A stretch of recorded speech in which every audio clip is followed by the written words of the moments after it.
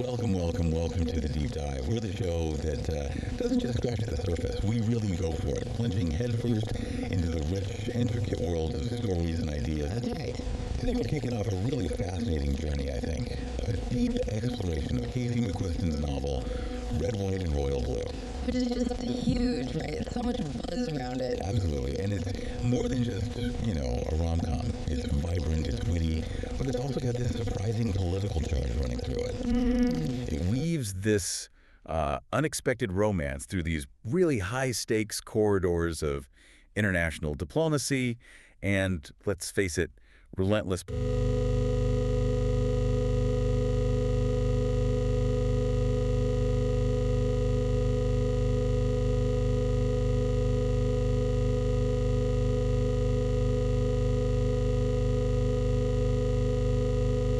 If you haven't read the book yet, and you want that pure first-hand experience, maybe pause here. Otherwise, buckle up. We're taking the full narrative journey, start to finish. And it's quite a journey McQuiston lays out. It's this brilliant blend, I think, of laugh-out-loud humor, real vibrancy, but also that political edge you mentioned. It's quite potent. It really is. And what's so compelling is how these huge themes get tackled, like duty versus desire, public identity, finding yourself, the power of love. All seen through the very personal relationship between these two guys. Yeah, the personal lens is key. It really makes you ask that first big question. What actually happens when the first...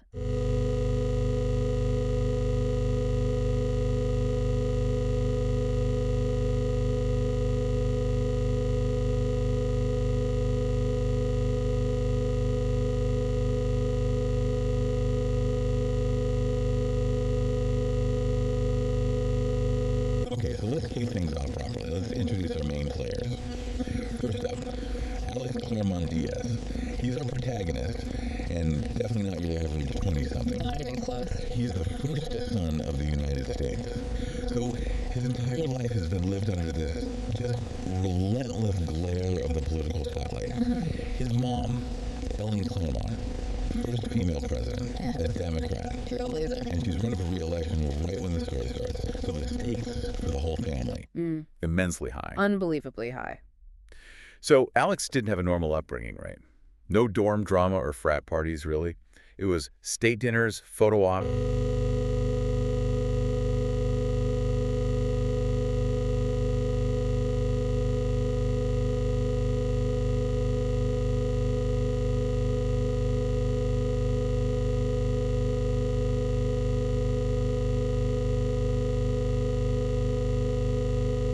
As part of his mom's legacy. And that ambition, that whole force of nature, political persona he has, is exactly what sets up the initial conflict with Prince Henry of Wales.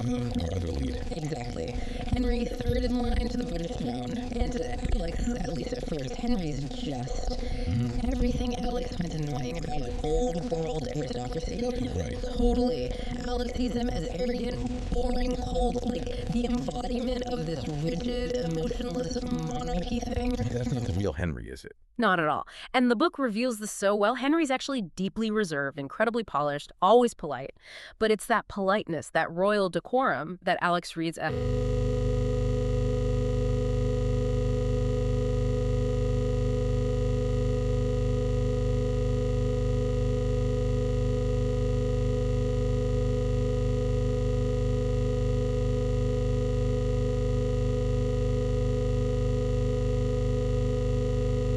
It's the perfect setup, as you said, for that enemies to lovers trope, but with this huge international twist. Exactly. Way beyond just a simple rom-com setup. And that barely tolerated dynamic spectacularly implodes.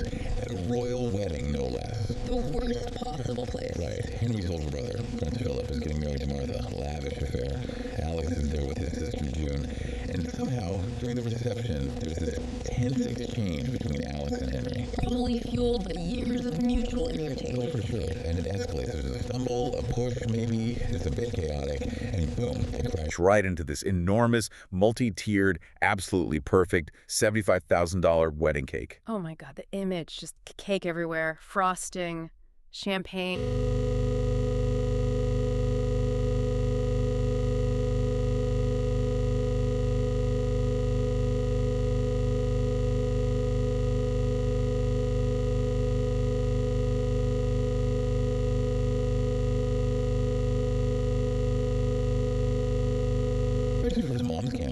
Absolutely. For the Claremont re-election campaign, devastating. And for the royal family, who live and die by decorum and tradition, equally disastrous.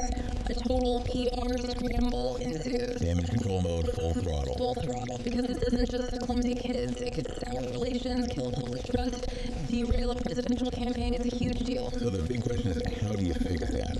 What kind of insane plan do you need? It had to be something drastic, something public, and utterly convincing to counteract That level of public relations disaster, something totally fabricated, really. And the solution they cook up, it's kind of brilliantly absurd. Yeah. A staged public friendship. The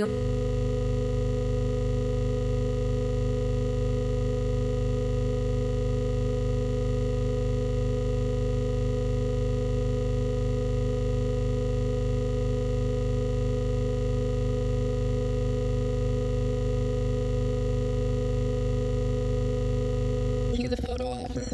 Yeah, exactly. Posing together, fake smiles plastered on, painfully polite small talk to the mics, feeding scones to sick children, the whole PR playbook. It's pure performance art. Totally. Alex is privately thinking the whole thing is ridiculous, mocking it internally. But Henry, he's composed and diplomatic, plays his part perfectly, like a seasoned pro. Which really highlights the absurdity from their public role's perspective, doesn't it? Maintaining that fake closeness under intense scrutiny is incredibly demanding. Mentally exhausting, I bet. And this is where the staff become absolutely critical. You've got Nora Holleran on Alex's side, VP's granddaughter, Tech Whiz, his best friend. And Sean for Henry.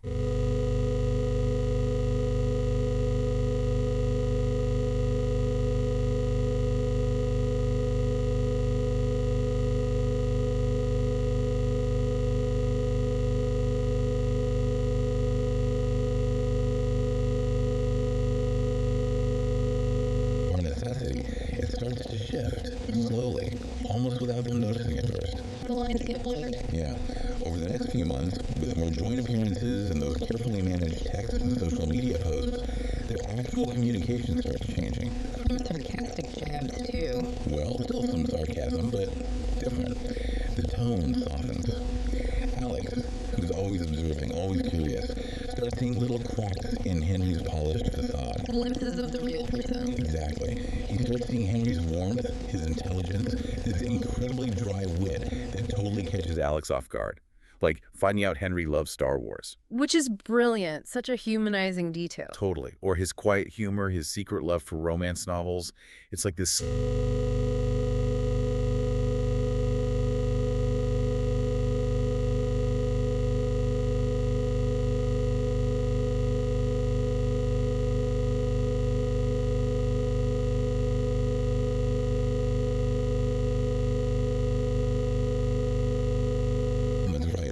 jokes, the shared glances. Precisely.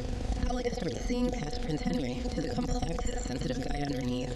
It's absolutely crucial for their whole emotional arc. And this slow burn, this building connection, it all leads up to the kiss. Capital T, capital K. Point of no return. It happens at the White House New Year's Eve gala. Big, fancy event. Cameras everywhere.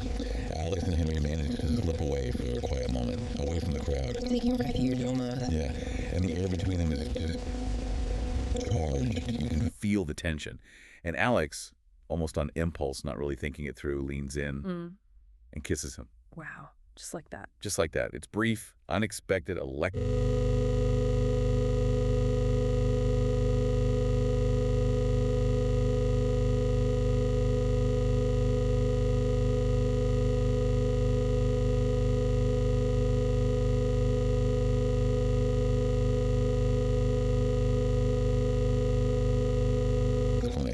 Leaving Alex totally bewildered and kind of reeling. That first kiss is such a massive moment. For Alex, it's this sudden, jarring confrontation with a part of himself he hadn't really acknowledged. A total identity shakeup. Right. It forces him to question everything, his desires, his future, who he thought he was. That rattled feeling isn't just the kiss, it's the implications. And for Henry. For Henry, that immediate retreat screams fear. Fear of the internal feelings, yes, but also intense fear of the external consequences. As a royal, a gay relationship is potentially Catastrophic. It's scandal, it's breach of duty, it threatens his whole existence. Everything he's been raised to protect. Exactly. It taps into deep-seated anxieties he's likely been battling silently.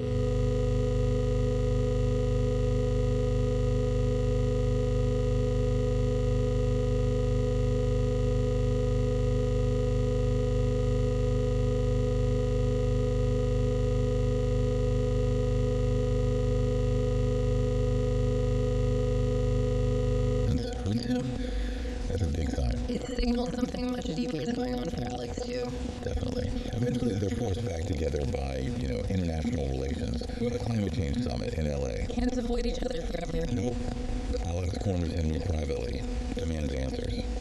He needs to know why Henry ghosted him. And Henry finally caves. He does. He admits the truth. The kid scared him, terrified him actually. Not because he didn't want it, but because he'd had feelings for Alex for a long, long time. Feelings he thought were impossible. Wow, that admission takes guts for someone like Henry. Huge guts. And then, in that private moment, Henry kisses him again. But this time, it's deliberate. It's an acknowledgement, a choice. That second kiss changes everything.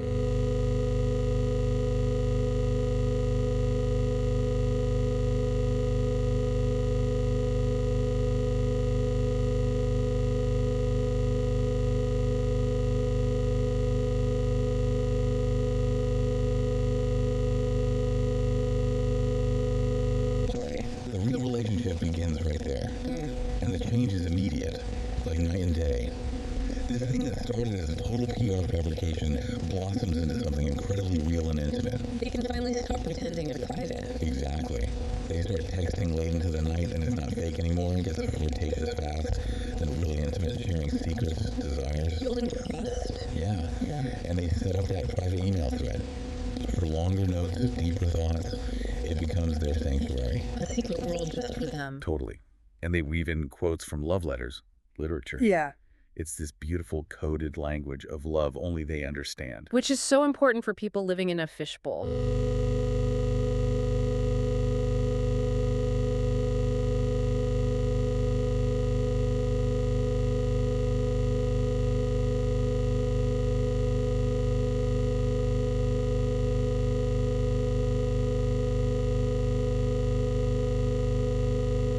There's rhythms, understanding each other on this really deep level.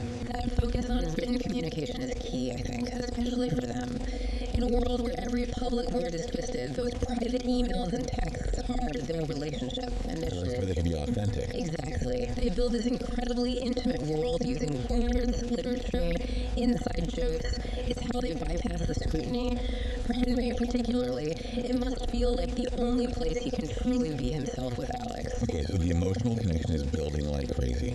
Then Alex goes to Britain for a charity polo match. Ah, the polo match. Right. Afterwards, Henry invites him back to Kensington Palace. Yeah. The excuse is a nightcap with friends. See, we're friends. Of course, the friends never show up.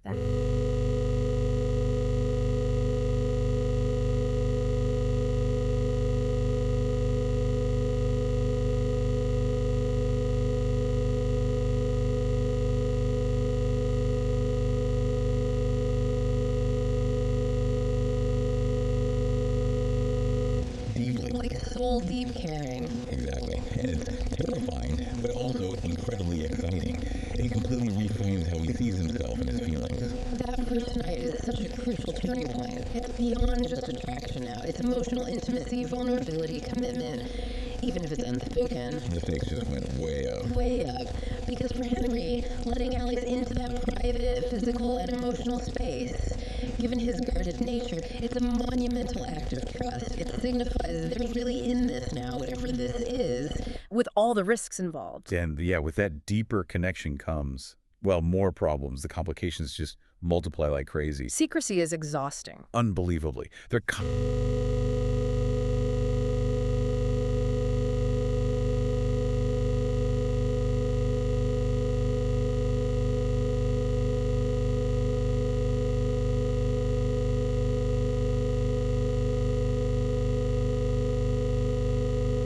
Oh yeah, they're worried sick about the political fallout for his mom's re-election campaign, which is already knife edge, and for Henry's place in the monarchy.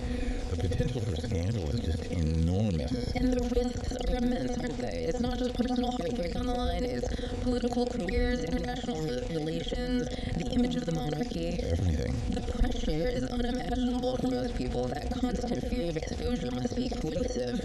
Nora and Sean aren't just staff, they're co-conspirators, Protectors carrying that burden with them. Meanwhile, amidst all this secret romance stress, Alex is also on this really significant personal journey.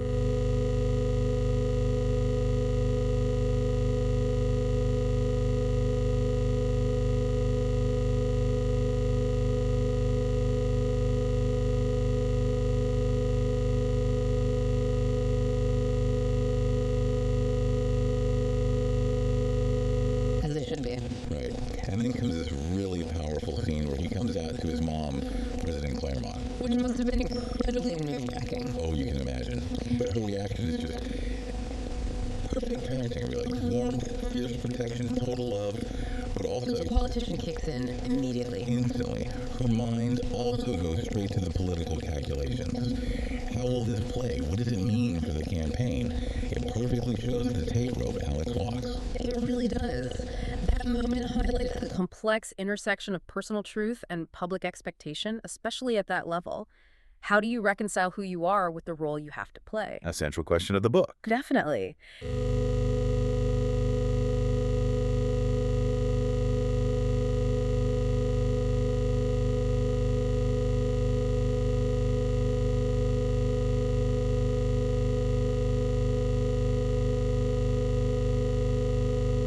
Exactly. His dad died young. The monarchy, for him, has never felt like a safe space for showing weakness or real emotion. He's been conditioned to suppress everything. perform the role. Perform the role. Plus, his older brother Philip is the golden heir, the perfect prince, which just makes Henry feel even more pressure to conform to hide any perceived flaws. Adding to the isolation. And then you have the queen, his grandmother. She's the living embodiment of duty above all. Duty over happiness, duty over love, duty over self. An immense weight. So Henry admits to Alex he's never had a real relationship with a man, public or private, because he's just terrified of the scandal, the potential fallout.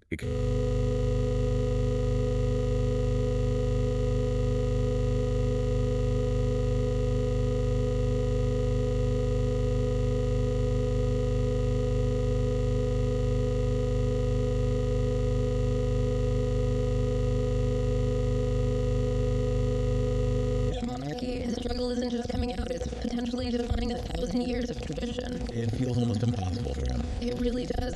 Alex's journey is liberating, but Henry's is this deep, entrenched battle against the institution itself, against his entire upbringing, much harder, much more dangerous for him personally. Meanwhile, back in the U.S., Alex is throwing himself into the campaign. He's determined to help his mom win re-election, and his big project is flipping Texas blue. His home state, a huge challenge. Massive. He pours everything into it. And then Henry does something amazing. He shows up incognito at the family's lake house in Texas. A secret visit, a stolen moment. Exactly. And it's this beautiful, rare glimpse of normalcy for them. Lazy morning.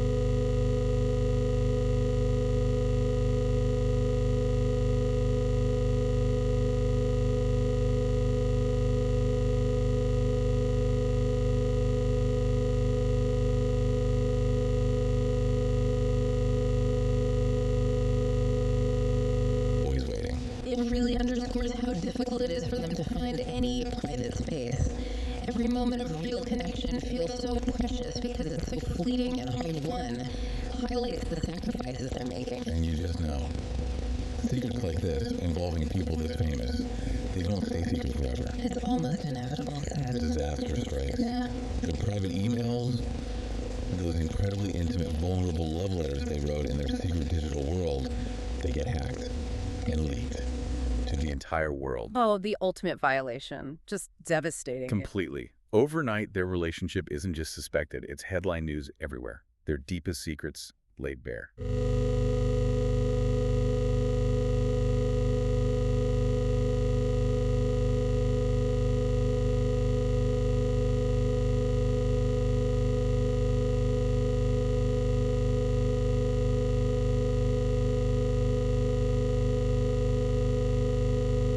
Cold and distant. Bingo.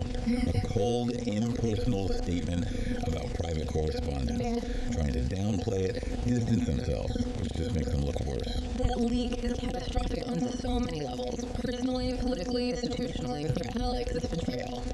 For Henry, it's his worst nightmare realized. Exactly. And the different government responses are telling. The U.S. campaign, after the shock, starts thinking strategy, spin. The palace just retreats into tradition, essentially throwing Henry under the bus To protect the institution. The immediate fallout is brutal. Alex is hounded by the press 24/7, can't move without cameras. Right. Henry goes into lockdown at the palace, basically a prisoner. Cut off.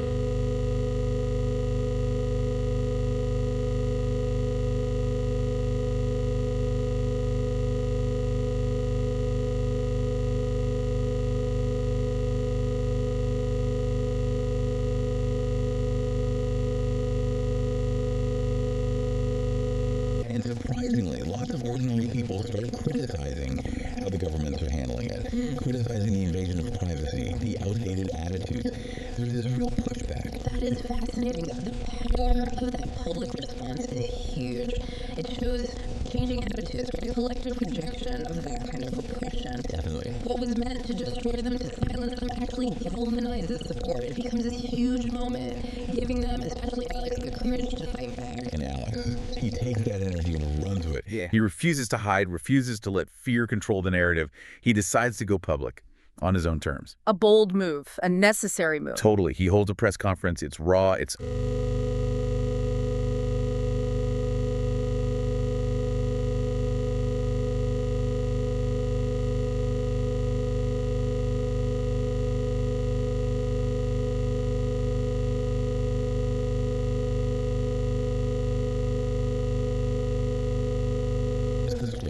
That takes incredible courage and strategic smarts. He reclaims the narrative, refuses to be a victim. He turns defense into offense, advocating for something bigger than just himself. Exactly. It's a direct challenge to the secrecy and shame the institutions try to impose, a really powerful moment of agency. So after Alex's huge public declaration, Henry goes quiet again. But this time, it's different. He's not ghosting Alex. He's dealing with the storm inside the palace. Royal reaction. Yeah, and it's described as icy. freezing cold. His brother Philip, the Queen. They're pressuring him hard, demanding he deny the relationship publicly, recommit to his duties. Forcing him to choose. Exactly.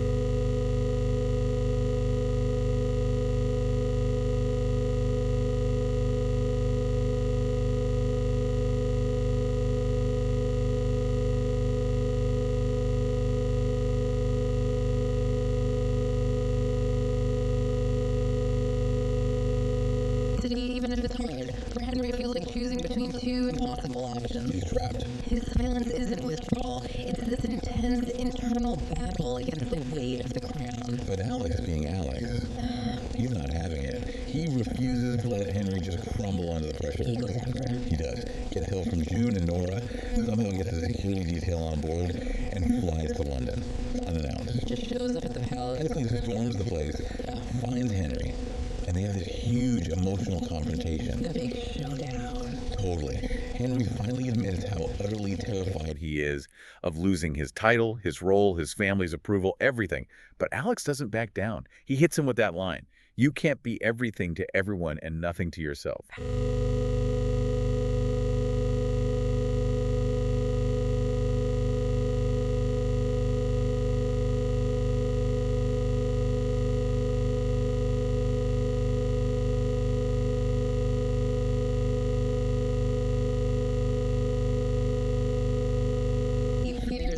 Spurred on by Alex's belief in him. It's intense. It really shows the power of love as a catalyst for change, challenging even these massive, ancient institutions, personal integrity fighting against immense pressure. So armed with this new resolve, they face the ultimate challenge. The Queen. Oh boy, the final boss. Pretty much. And Henry does something huge. He takes Alex's hand, they walk in together, united. A massive statement right there. Huge. The Queen is, well, she's the Queen. Cool, formal, talks about tradition, duty, Expectations, the air is thick with history. But Henry, He stands up to her. he does. For the first time ever, he says quietly but firmly, he won't deny who he is or who he loves.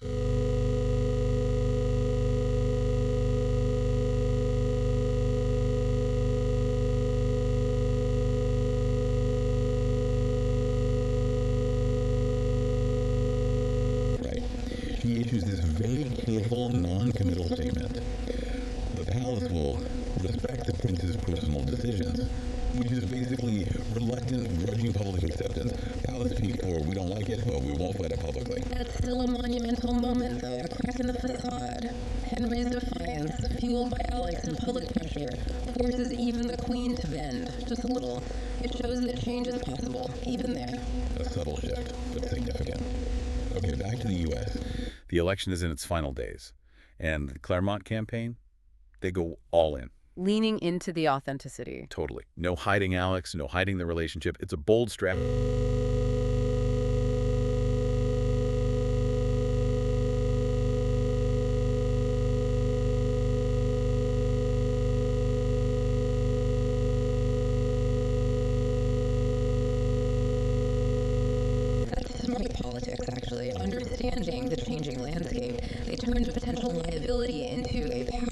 message about inclusivity or what America can be resonated. Big time.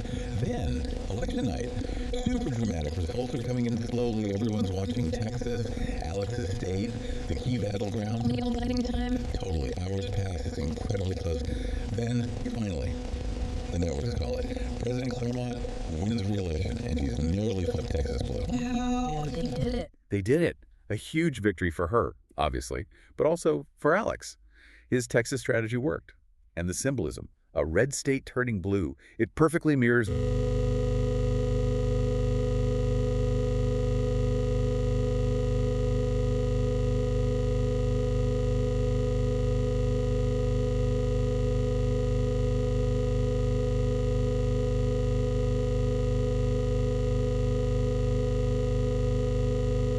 This amazing, iconic moment happens. Henry's there, openly, proudly, right by Alex's side. No more hiding. No more hiding. And the cameras catch them kissing. Not some staged PR peck. A real, joyous, emotional kiss. Relief, love, everything. The crowd must have gone wild. Erupted. Social media exploded and pictures went everywhere. Instantly iconic. A symbol of defiance, of hope, and for the first time, no secrets, no codes, no shadows. Just them, in love, in front of the world, free. That public kiss is the perfect culmination, the ultimate Symbol of liberation, the direct opposite of the secrecy and the leaked emails. It's reclaiming their story, their love, demanding it be seen and celebrated. Hard-won joy. Absolutely.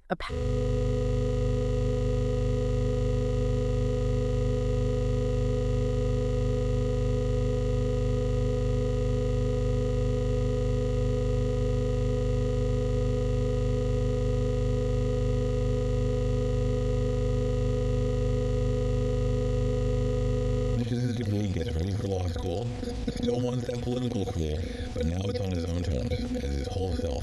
authentically. And those emails, they still write them. Cherish that private connection. But without the fear is gone. The relationship is private where it needs to be, but they don't have to lie about it anymore. That feels like a realistic happily ever after, doesn't it? Not that all problems vanish, but the main battle is won. They still have to navigate their complex lives. But they can do it together, openly. Exactly. It raises that interesting question. What does earned happiness look like, especially for public figures? It's not about erasing challenges, but having the freedom and courage to face them with integrity. Absolutely. The book ends with that feeling. Earn happiness, resilience, love winning out.